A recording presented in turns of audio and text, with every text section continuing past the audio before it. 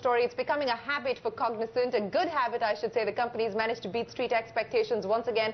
Revenues grew by more than 3%, well above what the street was expecting. Profits and margins fell marginally. But here's the kicker. The company has hiked its full-year growth guidance for the third straight quarter. At the start of the year, the company said it will grow by 19%, but now it believes growth will be 21%. A quick check on the Cognizant stock as we speak, and joining us now to talk about these numbers in the road ahead is Francisco D'Souza, Chief Executive Officer at Cognizant.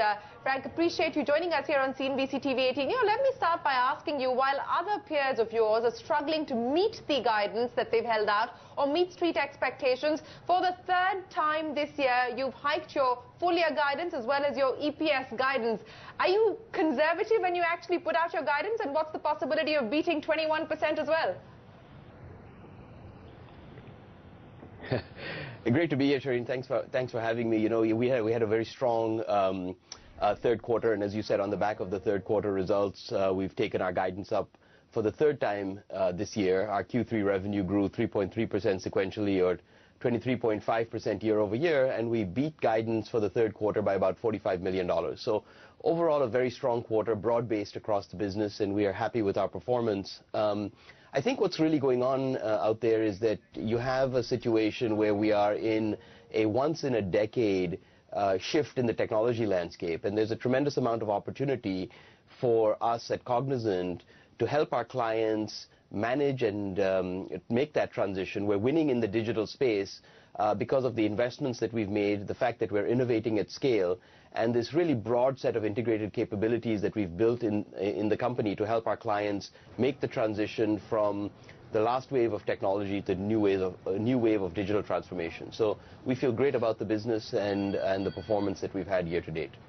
So do you think you could better 21%, Frank, given the visibility that you currently have and your ability to beat your own guidance 3 times around this year?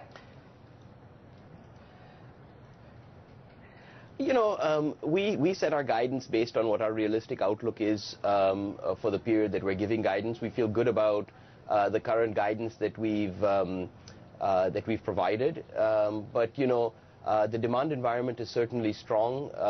We feel very good about how we're positioned, and we think we're going to continue to perform well, both for the rest of this calendar year and then as we go into next year. I want to talk to you about digital, and you were talking about the opportunity that you see on the digital side and the investments that you've made in order for you to be able to win on that side of the business. Can you take us through further investments that would be required on the digital side, and also how you intend to continue to capitalize on us, if you can throw a little more color on the digital side of the business? Thank you. Yeah, absolutely. I would say that success and winning in digital today requires a broad set of integrated capabilities to address the market demand. There are 4 key investment areas that I'd point out. First is the actual digital capabilities themselves, which we're building out, whether it's technology or strategy, design, data science. We're spending a lot of time building those core capabilities out.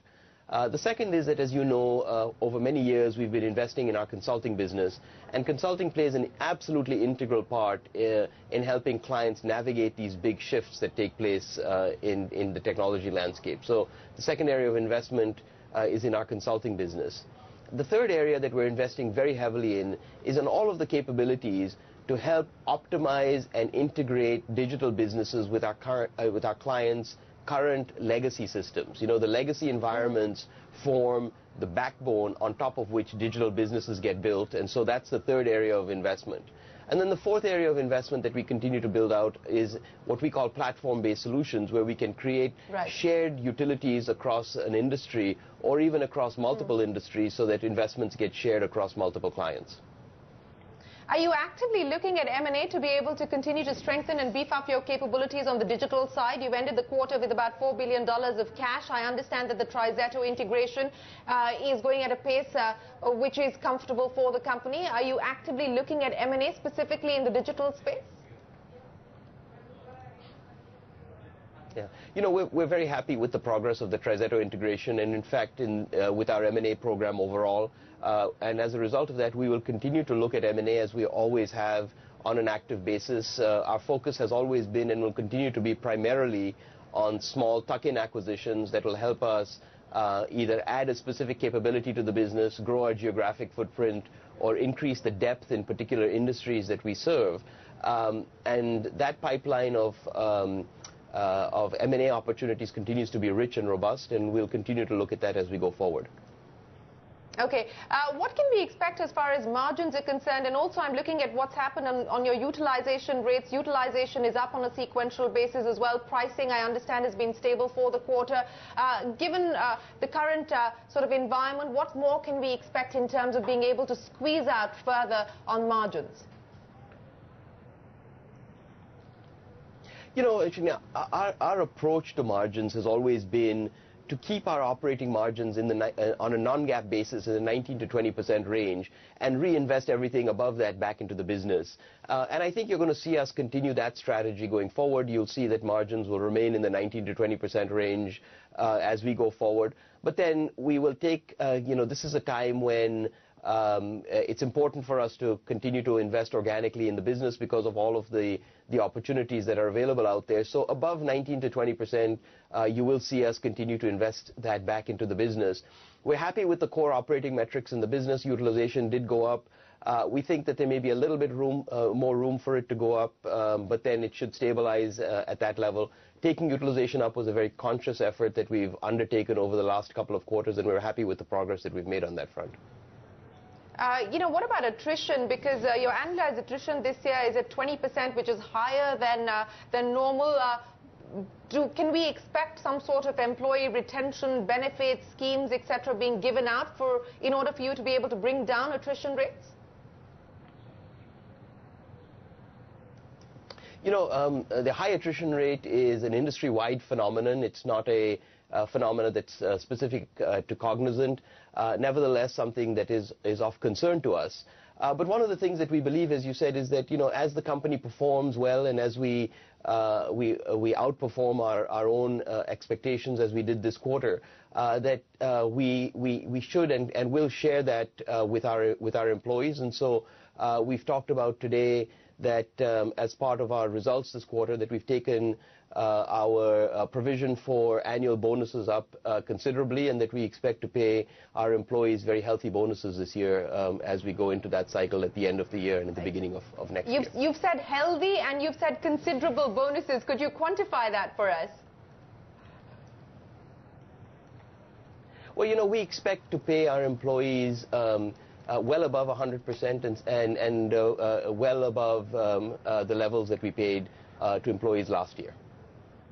Okay, just a quick word, Frank, as far as the various segments that you operate across healthcare, life sciences, retail, infrastructure services, what's looking most exciting at this point in time from a deal win as well as a client win point of view? I would start by saying that virtually no industry is untouched by this wave of digital technology transformation that we're seeing. So from that standpoint, I think there are exciting opportunities across the industries that we serve. I think that I would point to healthcare in particular as an industry that I feel particularly excited about because of the tremendous opportunities for us to use technology to not just improve the efficiency in that industry, but to impact lives and to save lives. And so I think as I look to the long run across the industries we serve, I think there are tremendous opportunities in healthcare of which I'm particularly excited. Okay. Frank, what would be the red flags that you would be watching out for? And also as far as the geographic performance is concerned, any areas of particular concern? And where are you really seeing demand at this point in time when we talk about geographies? Yeah. I would say that across the geographies that we serve, demand is strong, although the complexion of demand changes, as you can imagine, around the world. In some parts of the world that are perhaps a little slower growth than others, we see demand for more traditional services that are focused on cost optimization and efficiency, whereas in parts of the world that are more stable or growing modestly, we see demand for innovation and growth types of initiatives. So the complexion of demand changes a little bit as we look around the world. And as I said, to your point about red flags, the only thing I would say is that we saw this quarter some pause in our communications sector as a result of some M&A that took place in that sector. And so as I look to next year, that's the only place where I would say, you know, with the wave of healthcare mergers taking place in the industry, we have to see how that will play out across our business. But I think we're very well positioned for the long run in healthcare, and we're also very well positioned to help clients with the integration work should those mergers and acquisitions actually come to pass.